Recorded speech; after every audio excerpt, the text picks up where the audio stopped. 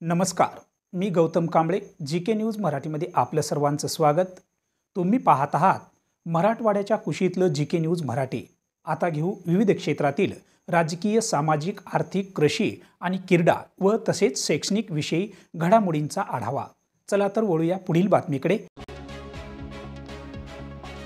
Hingoli police दलात कार्यरत असलेल्या एका पोलीस कर्मचाऱ्यांनी कुटुंबावरच फायरिंग केल्याने पत्नीचा मृत्यू झालाय, तर मुलगा, सासू व मेहुणा गंभीर जखमी झाले.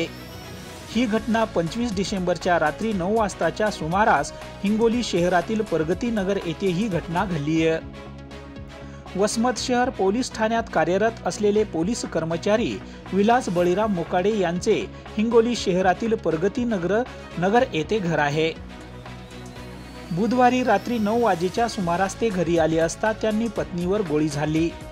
त्यानंतर मुलगा, सासू व मेहुण्यावर गोळीबार केला. यात पत्नीचा मृत्यू झाला असून मुलगा, सासू व मेहुणा गंभीर जखमी झाले असता जखमीवर जिल्हा रुग्णालयात उपचार करून नांदेडला पुढील उपचारासाठी पाठवण्यात आले आहे. या घटनेची माहिती मिळताच पोलीस अधीक्षक श्रीकृष्ण कोकाटे, पोलीस निरीक्षक श्याम डोंगरे आदीचे पथक घटनास्थळी दाखल झाले.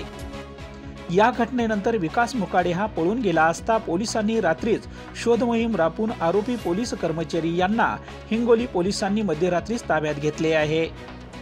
Bureau report, GK news, Hingoli. तुम्ही पाहत आहात महाराष्ट्राच्या कुशीतलं जीके न्यूज मराठी. सात जनतेची, भूमी महाराष्ट्राची.